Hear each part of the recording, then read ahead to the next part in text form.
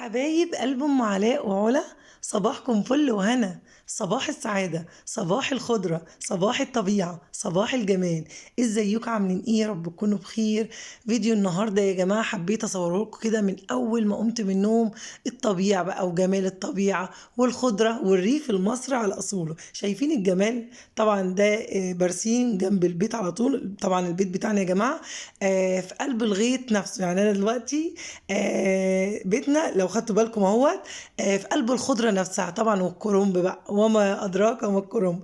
عايزين نعمل احلى محشي ان شاء الله مع بعضنا، ونعمل حاجات حلوه قوي في الريف المصري بقى، وجمال الخضره وجمال الطبيعه. وحبيت اصب عليكم بالمناظر الجميله دي.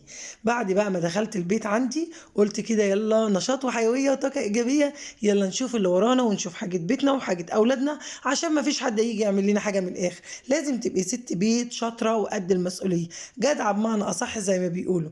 طبعا دخلت بقى كده، بدأت كده ايه اطبق البطاطين اول حاجه مطرح ما كنا نايمين. طبعا دي يا جماعه لو خدت بالكم المكان اللي انا فيه ده بقت الصاله اللي بره. تمام. طبعا البيت بتاعي اوضه واحده بس، وانا اسماه بالنيش. حتى حاطه له كده ايه قماشه ورا، هي اللي هي الخضراء اللي هي جنبها الطبليه دي اللي انا اسمى بيها الصاله.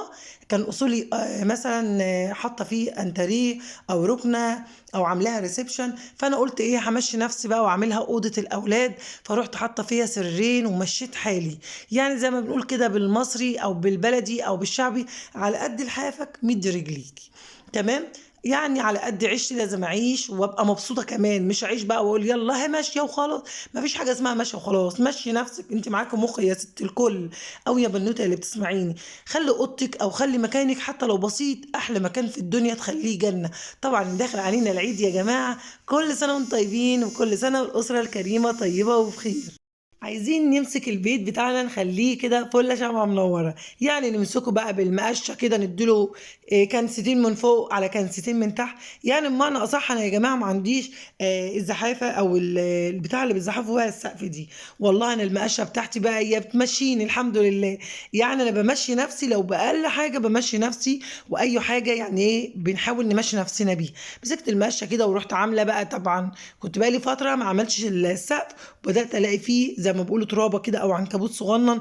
بدأت أنضف الدنيا وأفتح بقى الشبابيك. شبابيك اللي الواحد ما بيفتحهاش من كتر السقعة والتلج، ما بيفتحهاش إلا كل فين وفين. قلت أفتحها كده وأنضف بقى وأنفض السلك، وأنفض الترابة اللي فيها.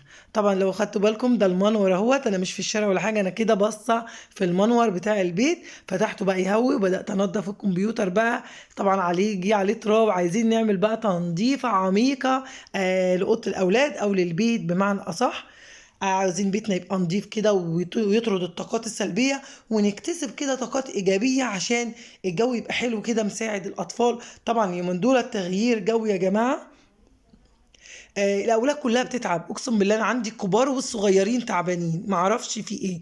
فربنا يعدي على خير. انا بقول يمكن عشان انا قاعده في قلب الغيطان نفسها، فالهواء بيبقى ساقع جدا متلج.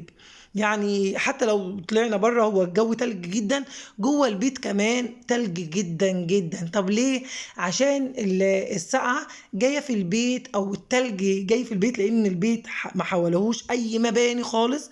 التلج او الساعه بتضرب فيه. يعني انا بحس ان الحيطه نفسها بتجيب سرسوب هوا، ما اعرفش ازاي. فقلت كده اعمل بقى حاجه على الصبح كده لاولادي تبقى حلوه كده وخفيفه ولذيذه، تفتح نفسهم على الصبح او على الفطار بمعنى اصح. رحت جايبه كوبايتين لبن ومكعب خميره، ورحت نازله بالبياض البيضه، وركنت كده الصفار. ورحت نازله بمعلقه خل واربع كوبايات من الدقيق وثلاث معالق سكر كبار. بدات اعجن العجينه بتاعتي. هعمل بقى احلى خليه نحل كلتيها في حياتك كلها، وتحدي وهتحلفي بيها. بعد ما تعمليها ان شاء الله تعجبك جدا ومش هتبطلي عمايلها خالص. بدات اعجنها وخلي العجينه بتاعتي كده زي الملبن بالظبط، وهكورها كده. احطي بقى الحشوات اللي انت نفسك فيها، اي حاجه تخطر على بالك تكوني بتحبيها او اولادك بيحبوها. ولو انت بنوته بتحب اي حاجه، هات الحشوات اللي عندك او اللي موجوده او اللي انت بتحبيها، واحشي بقى اللي انت عايزاه. يعني انا دلوقتي مثلا كورتها كور صغيره قد الليمونه، اصغر من البيضه تقريبا قد الليمونه، تمام اهوت. وبدات اجيب الحشوات، جبت بقى ايه، جبنه مثلثات، وجبت شوكولاته مطبخ اللي هي الشوكولاته الخام، وبدات كده ايه قطعتها قطع زي ما انتم شايفين اهوت، وبدات احشي بيها. عايزه تحشي بقى جبنه موتزاريلا، جبنه شيدر، اي حاجه تكون نفسك فيها مش هتقولك لا. تمام. حلوة للفطار، حلوة للأولاد وهم رايحين المدارس أو الحضانة، حلوة للعشاء. والله العظيم جميلة جدا جدا يا جماعة. ويعني مش غالية، يعني لو تكلفناها أو مثلا حسبناها ما بين اللي بنشتريها بره وهنا هتلاقي تكلفتها حلوة قوي.